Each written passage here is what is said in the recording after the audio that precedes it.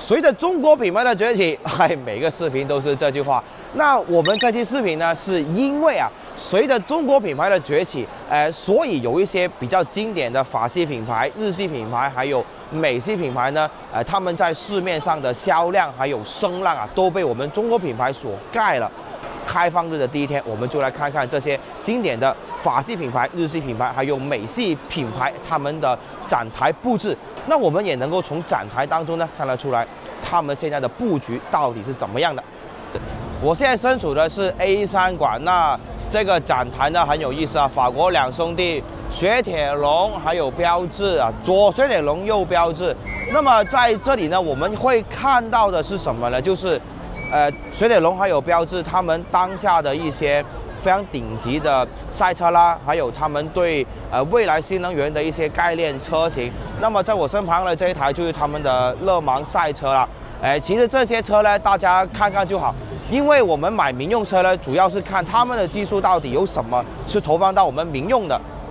那么接下来呢，我个人感觉这台车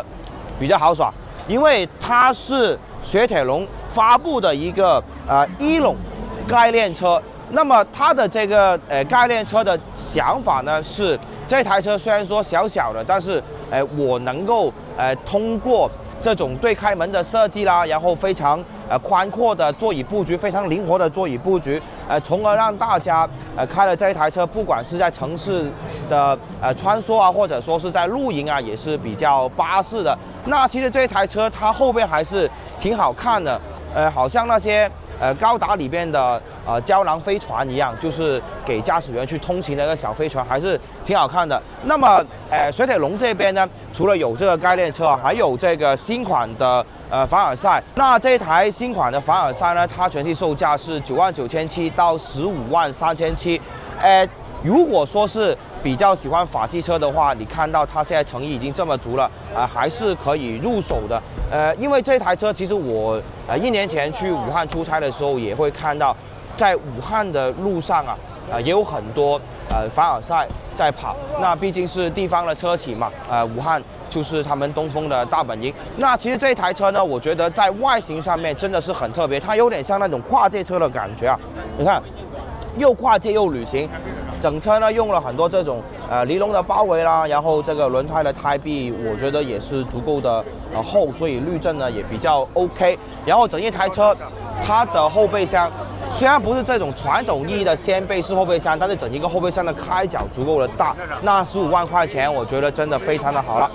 然后我们就能够看到了有标致的5008。那这一台车呢其实作为一台家用的 SUV 来说还是比较好的，因为它全系售价是178700到189700块钱。那么作为一台燃油的车型来说呢，20万不到就给到你这么大的空间，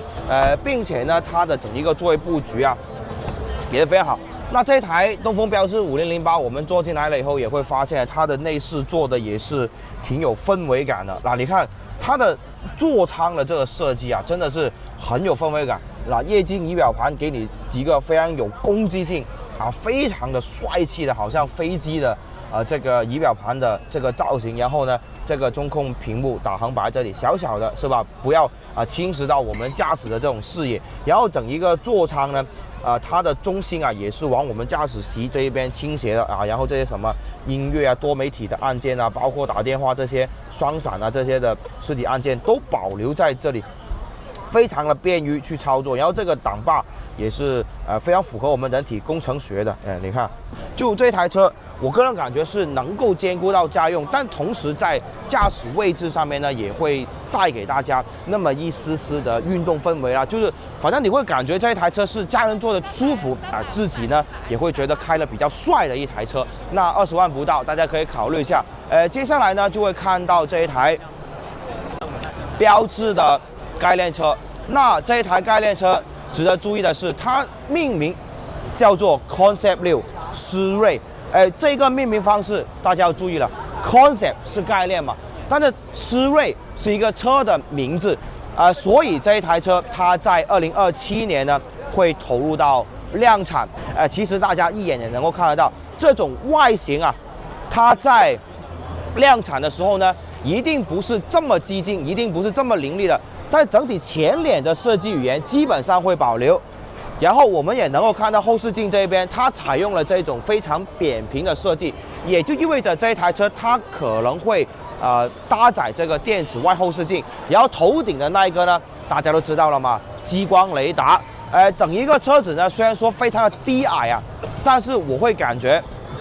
到实际量产的时候，整一台车它车身的高度会相对来说拉高一点点。然后我们来看到车子的尾部的这一块呢，其实它有一个非常有标志的标识性的一个尾灯设计，就是这个3道杠。那其实这3道杠的这个后大灯组呢，投入到量产的难度也并不是很大，包括了我们视线来到这个后方的 logo， 还有这种罗马字母标嘛，这种做发光的处理，然后内嵌在一个透明的材质上面的这种工艺的水平呢，也是现在绝大部分民用车都能够做得到的。那么接下来呢，我们把视线转到这边，哇，那这一台呢就是 SUV 了，那同样也是在2026年会投入到量产的，所以我们能够看到这一台车叫做 Concept 8流明啊。那我们来到车身的侧面就能够看到了啊，它整一个门把手呢是放在了这个上方的，你看啊，放在上方，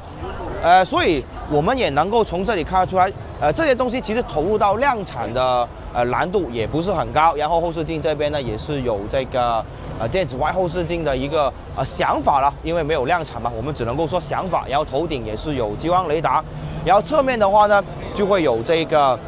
标志的狮子头，所以我猜想啊，这个地方呢就是充电接口的位置了。那么其实大家看到这一台刘锐，它的前脸跟思锐的前脸其实也是有非常强的设计统一性的。这两台车呢，我个人来说还是会比较期待，因为现在法系车，感觉啊，就我个人感觉，除了在武汉，好像就没怎么见过了。那总结一下，这个法国两兄弟标致的展台，还有这个雪铁龙的展台，他们在这个展台上面会展出量产车，也会展出这些概念车，就是他们对未来的一个想法。同时呢，在这里也会搞一些小活动啊，让用户们呢，去拿一下礼品啊什么的。就人家没有放弃，人家呢就好像我们国足一样，就我们国足有一句金句叫什么？提前备战2030世界杯嘛。我现在身处的就是马自达的展台，那其实跟我们刚刚拍摄的雪铁龙还有标致有很大的差别，就是马自达它还是把当下主销的一些车型会摆出来。那么在他们这个展台的最前面呢，就是有这个马自达 EZ6嘛，毕竟呢是一个新能源的汽车，也是有马自达很多想法在里边。但是这个很奇怪的是，不知道为什么在我们广州那边呢，其实这台马自达 EZ6，在受欢迎程度或者说它的销量呢，其实一般，包括了那一台马自达 EZ60，但在我们广州呢，是很多人愿意买。我身旁的这一台 CX-30，还有马自达3那个昂克赛拉，因为这两台车基本上都是创始蓝天的技术，那个2.0升的自然吸气发动机，然后整一个压缩比也做得非常不错，然后也非常省油反正就是价格呢也非常到位。那我们在这个展台当中呢，也没有看到说马自达在这里摆出了一些很概念的东西，但是在这个展台里面其实最当红炸也就是 C 位，就是这一台马自达 MX-5 了。那马自达 MX-5 大家都知道啦，它是全世界最受欢迎的双门小尺寸的小跑车嘛，还是敞篷的。那么在北京车展这里展出这一台马自达 MX-5 呢，我个人觉得还是来秀一下肌肉啦，而且呢，希望在2026年北京车展呢也能够收获一些玩车的市场的订单，因为这一台车呢也是关注度比较高嘛，你看它一个中置发动机啦，然后整一台车的尺寸啊，说这些已经没意义了，因为马自达 MX-5 这一台车其实在整一个汽车历史当中也是占据了一个非常非常非常重要的地位，它历代的车型呢都非常的成功。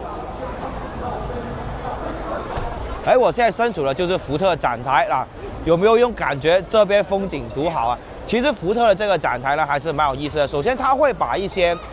玩车的。会把一些性能的车子呢，用特别精心的包装在这个展台上面给大家展示出来。就比如说我们身处的这个其实是猛禽的展台来的，福特烈马的展台呢也是做了一些地毯的装饰啦，然后这台车呢也是做了一些升级改造从而给大家看车有氛围以外，还会看得出来。福特官方是怎么样去对它做一个升级的？那然后在展台的那一边也是有我们福特的 GT-MK 这一台车留北最快的美国原厂车反正呢这些车型如果说是这一种性能类的细分品类的，一定是精心包装。然后比如说一些热销的车型就是蒙迪欧还有探险者也是摆在了比较显眼的位置，让大家去观赏。然后呢，这个中间的位置，展台最中央的位置就是这一台福特智趣烈马了。那福特智趣烈马这一台车呢，也是我个人来说比较喜欢的。那其实我们看下来几个展台呢，我个人来说，福特的这个展台呢，这个看展的这种沉浸式的体验真的是做得非常的不错的。那纵观这4个品牌其实福特这个品牌它的产品力是最强的。新能源方面有福特智趣烈马，细分市场有探险者，有猛禽，是吧？然后家用车的这个品类呢，也有探险者，还有蒙迪欧。那不知道大家对这些法系品牌、日系品牌，还有美系品牌有多少情怀或者说来到2026年的北京国际车展，会不会来他们的展台看一看他们呢？